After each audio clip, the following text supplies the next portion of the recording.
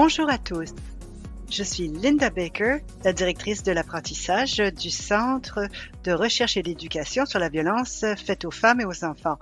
Au nom de l'équipe du Centre de connaissances, bienvenue à notre rapport de recherche, la pleine confiance, créer donc une culture de résilience pour les familles vulnérables. Nous donnerons 15 minutes à la présentatrice pour nous exposer le programme. Vous pouvez poser vos questions avec Slido 7423, avec le code 7423 sur slido.com. À la fin de la présentation, je vais poser certaines de vos questions à la présentatrice pour obtenir ses réponses. Les diapos vous ont été envoyés plus tôt ce matin. Notre présentatrice est la Dr. Karen Bax, qui est la directrice du Mary J. Wright Research and Education Center, qui se trouve dans la communauté de London au centre Marymount. Elle est aussi professeure adjointe de la faculté d'éducation de l'Université Western et c'est une psychologue clinique autorisée. Alors, Karen, je vous cède la parole. Merci Linda, je suis heureuse d'être ici avec vous. Hélas, les partenaires communautaires qui ont travaillé avec nous au centre Marymount, qui est un centre de soutien lors des crises familiales à London, en Ontario, ma collègue donc ne pouvait se joindre à moi pour faire la présentation aujourd'hui, mais je suis ravie d'être là. Cette l'initiative est appuyée par l'Agence de santé publique du Canada et s'appelle donc Making Mindfulness Matter, c'est-à-dire plein feu sur la pleine conscience, par exemple. Alors, nous avions un autre programme qui s'appelait Mind Up dans le système scolaire et le programme de pleine conscience visait donc aussi à cibler la communauté. Nous n'avions pas trouvé un programme qui correspondait à ce qu'on offrait déjà dans les écoles. C'est pourquoi nous avons créé ce nouveau programme M3. Voici un schéma de nos activités pendant les années du programme à Marymount. D'abord, nous avons créé le programme au début. Puis, nous sommes passés à la phase pilote. Puis, nous avons géré un certain nombre de groupes avec des familles vulnérables au centre Marymount. Et je suis heureuse de vous dire que grâce à la subvention d'origine, nous avons réussi à obtenir des subventions d'appoint. Comme vous le voyez, plusieurs autres éléments ont été ajoutés pour pouvoir élargir la portée du programme à des populations différentes ou plus profondément avec des jeunes, par exemple, qui souffrent d'épilepsie de la part des IRSC pour les enfants et les familles vivant avec l'épilepsie, par exemple.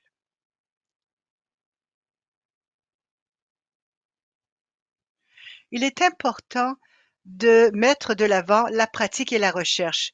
C'est pourquoi nous voulions axer notre programme sur la meilleure recherche disponible. Et je suis heureuse de vous dire que cela a été créé en partenariat avec Marymount et qu'il y a eu un groupe de travail formidable provenant du personnel du centre Marymount quant à la prestation du programme avec la communauté et les familles. Et c'est des gens chevronnés en la matière. Alors, tout depuis donc le choix des familles, la conception du manuel de formation a été fait de concert. L'intention d'origine, c'était de cibler les familles et les enfants qui avaient été exposés à de la violence ou la maltraitance. Ça a été quand même un défi parce que notre partenaire Marymount ne complète pas une prise en charge initiale pour les groupes qui participent au programme à Marymount. Donc, on a voulu présenter le programme pour les familles qui vivaient beaucoup d'adversité, y compris la violence et la maltraitance. Et dans l'étude, nous avons mesuré les expériences adverses que les familles vivaient également. Donc, le programme, certains des éléments clés du programme sont axés sur le fait que la présence d'un adulte de confiance constitue un des facteurs les plus courants de résilience d'un enfant, que ce soit si c'est un parent, c'est le meilleur cas possible, mais les parents qui vivent beaucoup de stress, donc font état d'un bien-être psychologique moindre et cela évidemment a des incidences sur les enfants. Les parents donc quand ils vivent un stress, cela peut être répercuté sur les enfants qui vivent des difficultés sociales et qui ont des compétences cognitives moindres. La recherche montre que la pleine conscience est associée à un bien-être accru chez les enfants comme chez les parents et accroît les compétences socio-émotives, qui est un facteur prédictif donc de la réussite ultérieure dans les études et dans la vie, même davantage que le quotient intellectuel. Et la psychologie positive, on le sait, est associée au développement du bien-être et du comportement prosocial chez l'enfant et nous voulions inclure ça dans notre programme. Donc, le programme M3 de pleine conscience dure 8 semaines. Donc, il s'agit de 90 minutes par semaine. Les enfants et les parents viennent et ont des groupes simultanés de différents, mais à la fin se retrouvent pour appliquer les compétences ensemble. Et nous appuyons aussi l'application des acquis à la maison. Les parents et les enfants apprennent les mêmes sujets chaque semaine et les enfants appliquent ça à leur comportement, à leurs pensées et les parents à leurs compétences de parentage. Et vous verrez à l'écran les divers sujets.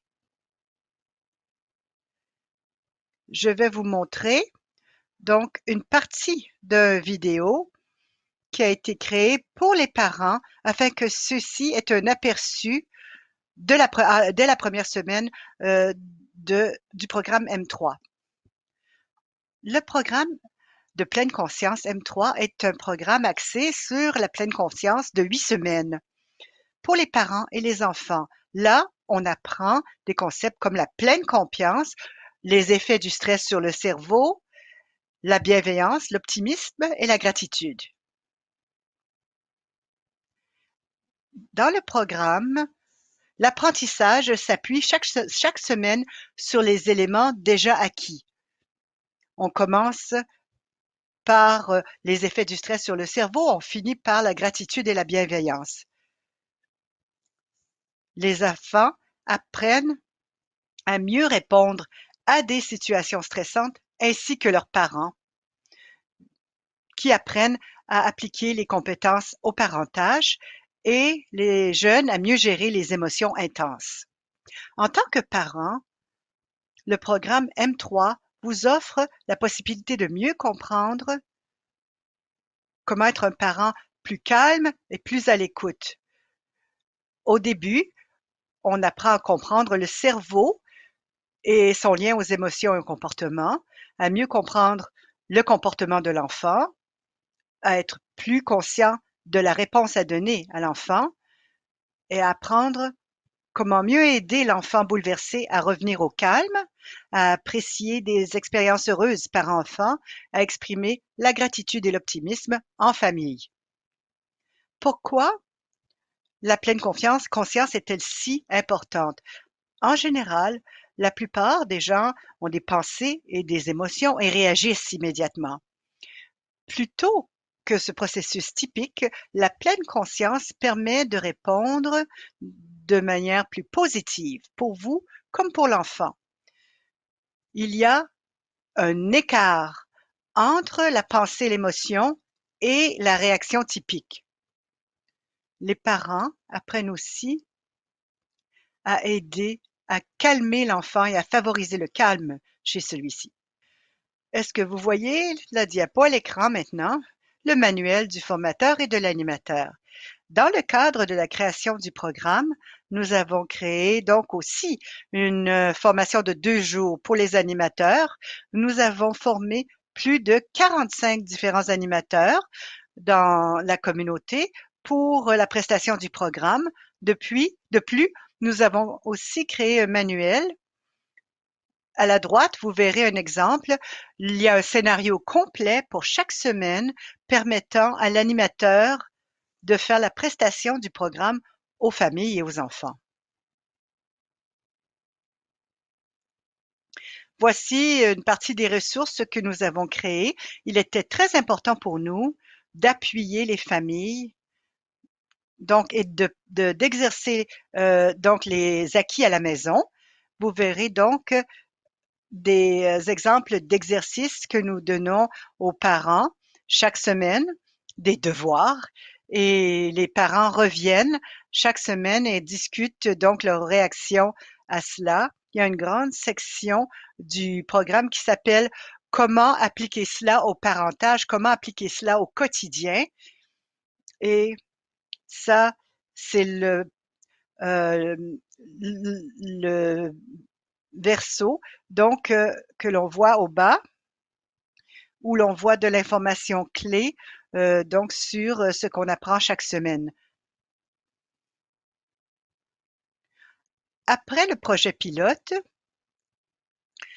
l'évaluation a visé donc les parents en leur demandant ce qu'ils avaient apprécié ou non du programme. Et ce qui a émergé de cela, c'est qu'ils recherchaient vraiment comment utiliser la langue, donc avec leurs enfants en pleine conscience. Nous avons donc créé une ressource qui leur donnait cette possibilité langagière. Par exemple, lorsqu'on parle du cortex préfrontal, il y a donc des exemples de comment on peut appliquer cela avec l'enfant. Et lorsque l'on étudie la faisabilité du programme M3, en première partie, nous avons étudié des données quantitatives et qualitatives et certaines manières par lesquelles le programme a été utilisé à la maison. Et nous avons étudié les exercices, les activités appréciées des enfants comme des parents, les caractéristiques aussi des familles participantes et les effets de cela sur le stress à la maison et sur les compétences appliquées à la maison. Puis, des données quantitatives ont été étudiées pour voir quels étaient les changements quant au stress parental, les changements de comportement des enfants, les comportements reliés aux fonctions exécutives. Et dans le rapport, l'auto et le rapport de pleine conscience, si qu'on a donc administré avant et après le programme, comment donc ce qu'ils avaient appris du programme. Nous avons évalué les données. Il y avait donc un échantillon de 89 familles. L'âge médian était de 6 ans et il y avait donc 37% de filles. Les parents qui donc avaient des difficultés avec le comportement des enfants, donc étaient principalement ceux qui participaient étaient principalement des femmes et parfois des couples à hauteur de 19%. Et les expériences néfastes pour les familles de tout cela n'ont révélé qu'une seule famille. Donc, c'était un peu décevant, mais quand même, c'était 0,3%. Donc, si l'on examine la demande, l'acceptabilité, la demande et l'implantation du programme, on a découvert que la plupart du temps, les parents appliquaient une fois par semaine, 1 à 3 fois par semaine d'abord, et davantage au fur et à mesure que le temps passait, au fur des semaines. Et on a aussi constaté que les parents, donc, s'exerçaient à mettre en application les acquis, mais aussi utilisaient les acquis en cas de frustration ou colère. Et nous avons aussi constaté que les familles, en moyenne, ont participé à 7 des 8 séances. Et on a relevé de manière qualitative ce que les parents ont dit, c'est à l'écran ici. Ils ont trouvé que l'information les a vraiment aidés. Nous avons aussi posé des questions aux enfants et voici certains des commentaires émis par les jeunes. Moi, j'aime beaucoup mettre l'accent sur une chose à la fois. Ça, c'est vraiment la pleine conscience. Alors, et on a aussi étudié des données quantitatives. On a découvert qu'il y avait une différence significative avant et après le programme sur presque toutes les variables étudiées, pour les parents comme pour les enfants. Alors, les fonctions donc cognitives élevées des enfants, donc les fonctions exécutives des enfants, qui est donc notée par les enfants, donc ont été notées par les parents et se sont améliorées. Par exemple, l'extériorisation des problèmes, donc l'externalisation des problèmes, comme vous le voyez, on a reçu un très bon résultat et le total des stress pour l'enfant, les enfants plus difficiles, considérés plus difficiles par les parents, ont également connu une grande amélioration. Et en tant que clinicienne, je me pose toujours la question, lorsqu'il y a des significations, des statistiques, une différence statistiquement significative, est-ce qu'il y a aussi une signification clinique? Alors, nous avons constaté que le pourcentage s'est amélioré en relation au donc constatation, ce qui avait changé c'était très porteur. Amélioration, 33% sur le comportement inhibiteur.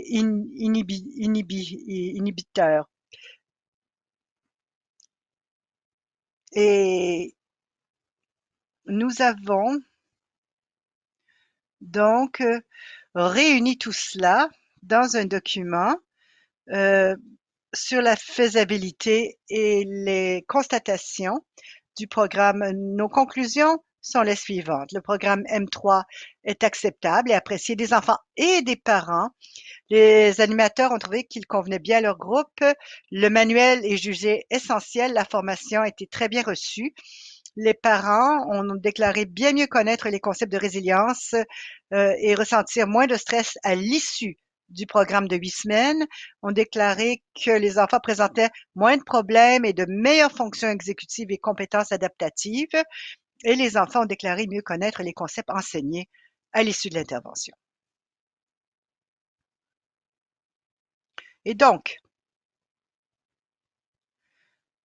voici, tout cela est le résultat du travail de nombreuses personnes qui ont donc permis à cette recherche et à cette initiative de se dérouler. Et donc, les parents et les enfants, évidemment, je voudrais les remercier également.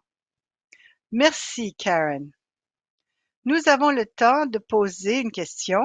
Lorsque vous constatez tout cela et les résultats quand même assez favorables, est-ce qu'il y avait un élément qui s'est démarqué particulièrement pour vous, un élément donc vous retirer de ce travail initial?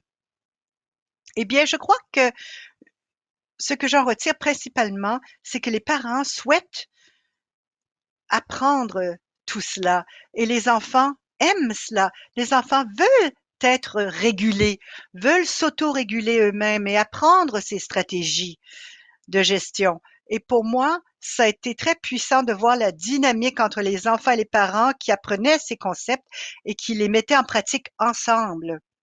Et je crois que c'est ce qui est le plus clair des résultats que nous avons constatés. Et voilà, je suis certaine, il y avait beaucoup de questions, Karen, concernant est-ce qu'on peut mettre cela en pratique chez nous, dans notre agence? Est-ce que ce sera disponible? Est-ce que ça aura un coût, à part l'achat, par exemple, des manuels? Est-ce que vous souhaitez peut-être répondre à ces questions-là? Oui, bien sûr. Nous avons eu beaucoup d'intérêt, constaté beaucoup d'intérêt dans le programme et la formation. Maintenant, avec cette étude, on voit que c'est faisable et que les mesures que nous avons choisies sont assez sensibles pour dénoter le changement. Et je pense que il faut aller de l'avant avec un groupe témoin, par exemple, et donc, et nous devons vraiment faire un programme axé sur les faits probants et c'est là que nous nous dirigeons comme prochaine étape.